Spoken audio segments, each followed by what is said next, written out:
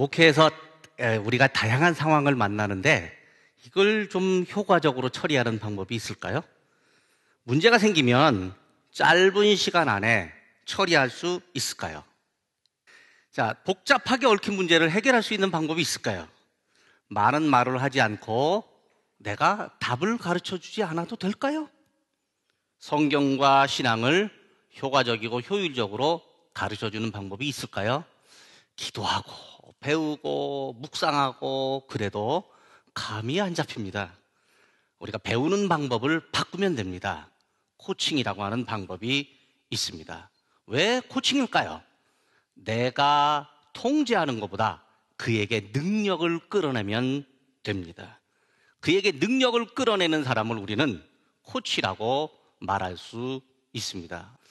제가 코칭을 심취하게 된 계기는요, 사실 전 배우는 거 참 좋아합니다. 그래서 2003년부터 코칭에 임하게 됐는데 경험하고 깨달은 게 참 많습니다. 나의 리더십을 세울 수 있었고요, 사람을 세우는 효과적 방법이 여기에 있던 것을 알게 되었습니다. 목회자의 가치를 확립할 수 있었고요, 또 내가 갖고 있는 가치대로 프로그램을 짜고 행동하는 체계를 알게 되었습니다. 그리고 교회와 성도들을 효과적으로 세우는 기술이 여기에 있다는 것을, 이것을 통해서 더 잘 되는 것을 알게 되었습니다. 그리고요, 예수님과 성경에서 발견할 수 있었습니다. 예수님이 사람들을 가르칠 때, 사람들을 세울 때, 이런 방법을 사용하는구나 알게 되었습니다. 적게 가르치고 많이 배우는 방법, 호메니우스의 대교수학에 있습니다. 코칭이라고 하는 건 뭘까요? 코치와 코치이 사이의 상호관계입니다. 여기 상호관계는요, 서로 책임을 져주는 관계, 책임을 나누어주는 관계입니다. 그런데 코칭은요, 상대방의 자원을 발견하고 활용해서 그의 성장을 촉진하는 코치의 전문적 활동입니다. 이 정의는 제가 내린 정의입니다. 상대방에게 자원이 있습니다. 어떤 자원이 있느냐면요, 그에게는요, 에너지와 장점과 기질과 성격과 지식과 경험과 환경과 지혜와 역량과 건강성, 특성, 실제로는 실패의 경험마저도 그에게는 자원이었습니다. 이걸 사용해서 그를 세워줄 수 있습니다. 그리고 코치는요, 활용을 하는 겁니다. 또 촉진을 합니다. 코치에게 효과적이고 효율적으로 성장할 수 있도록 지원해 줄 수가 있습니다. 전문적 활동입니다. 훈련과 임상과 경험과 창의성을 활용할 수 있겠습니다. 코칭의 핵심 기술은 3가지입니다. 이게 핵심 기술이지만 포괄적이기도 하고요, 매우 중요합니다. 묻고 듣고 피드백하는 겁니다. 묻고 듣고 가치를 부여해 줄 수 있습니다. 예수님에게서 우리는 이 사실을 발견할 수 있습니다. 게리 콜린스라고 하는 상담학자는요, 예수님이야말로 가장 위대한 코치라고 그렇게 이야기를 합니다. 중요한 3가지 기술이 함께 사용된 사례가 마태복음 16장 빌립보 가이사랴에서 제자들과 이야기를 나누는 장면입니다. 예수님이 제자들에게 먼저 묻습니다. 워밍업 질문을 하는 거죠. 뭐라고 하냐면, 사람들이 인자를 누구라 하느냐. 바로 너 나 어떻게 생각해? 이렇게 질문하면요, 저분이 왜 갑자기 이런 거 묻지? 뭘 잘못 잡수신 거 아니야? 나한테 감정 있는 거 아니야? 이렇게 생각할 수 있는데 예수님 먼저 분위기부터 살짝 만들어 놓으셨습니다. 사람들이 나를 어떻게 누구라고 생각하느냐? 이때는요, 책임 없는 대답해도 됩니다. 책임지지 않고 부담 없이 대답합니다. 더러는 예레미야, 더러는 엘리야, 세례요한 선지자 중에 하나라고 합디다. 그런데 예수님이 여기에 핵심적 질문을 했습니다. 본격적으로 제자들의 믿음과 생각을 묻는 질문이었습니다. 그러면 너희는 나를 누구라고 하느냐? 성질 급한 시몬 베드로가 딱 나섰습니다. 주는 그리스도시요 살아계신 하나님의 아들이심을 내가 믿습니다.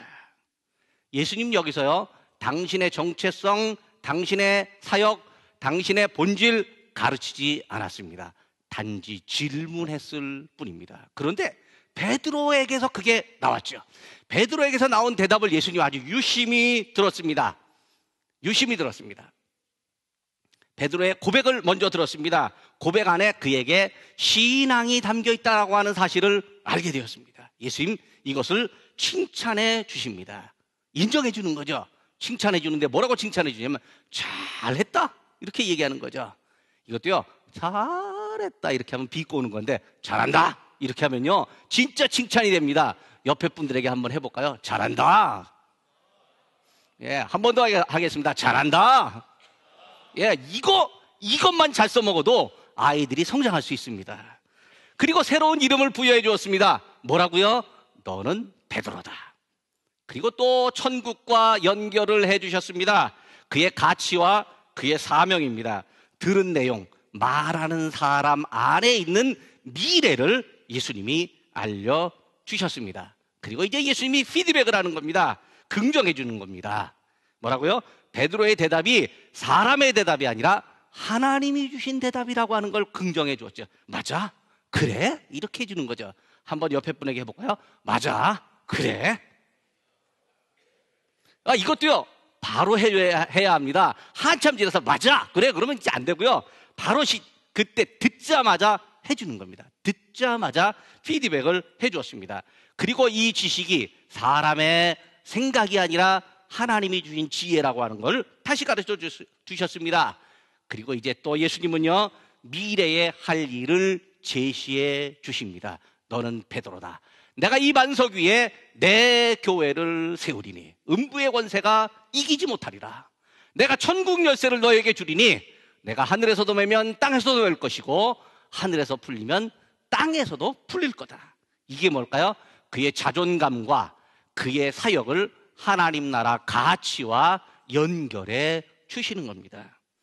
이렇게 예수님은요 마태복음 16장에서 그 위대한 고백을 통해서 나타나는 그 장면 안에 아주 간략한 코칭이 들어 있습니다. 이렇게 코칭하면요 실제로 나타나는 사례들이 있습니다. 2년 동안 고민했던 어떤 분이 5분 동안에 코칭하는 그 시간에 문제가 확 해결되는 것을 경험한 적이 있었습니다. 어떤 학생은요 잠잘 때 가위가 눌립니다. 시험 시간에 막 졸고 그렇게 합니다. 잠을 잡니다. 그런데 1시간 코칭으로 가위 눌리는 것과 공부하는 자신감이 생겨났습니다. 우리 아이들도요 제가 질문을 하다 보니까 친구들에게 질문을 하고 잘했다, 맞아, 이렇게 피드백을 하기 시작했습니다. 선생님도 변화하고 있습니다. 여러분 EBS에 우리 선생님이 달라졌어요? 알고 계시죠? 그게 바로 선생님을 코칭하는 장면입니다. 목회자도 변화합니다. 은사와 능력을 갖고 있는 목사님이, 설교도 잘하는 목사님이 코칭을 안 하고 들어주지 않고 질문하지 않고 오로지 가르치기만 하고 오로지 혼내기만 하는데 목회가 잘 안 되는 겁니다. 그런데 이 목사님이 이걸 들으시고 그 다음부터 듣고 칭찬해 주기 시작했습니다. 질문해 주기 시작했습니다. 반응해 주되 잘했다, 피드백해 주기 시작했습니다. 그리고 교회가 변화하고 성장했습니다. 무엇으로?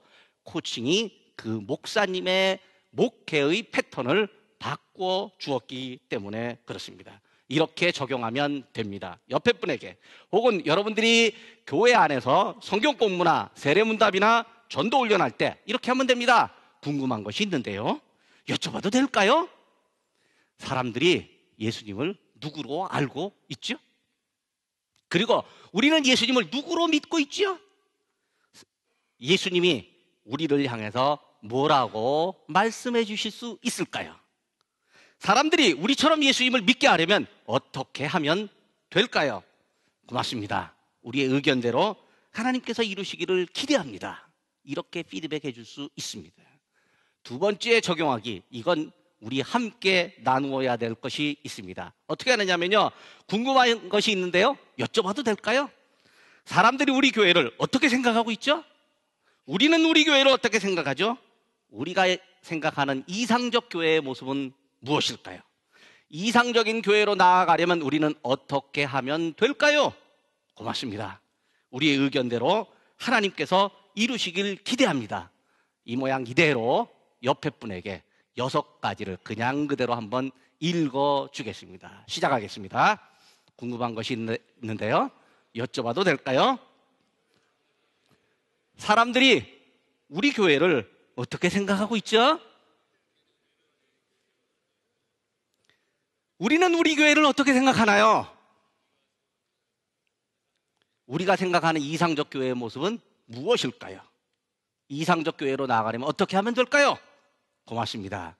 우리의 의견대로 하나님께서 이루시기 원합니다. 그런데 이 질문 잘 못합니다. 왜? 쑥스러워서 못하고요. 갑자기 질문하면 우리 목사님이 왜 저러시지? 혹시 뭐 잘못 잡수신 거 아니야? 이렇게 생각할 수 있습니다. 또 진짜로 어려운 것은 이렇게 질문하면 불만이 터져 나오기 시작합니다.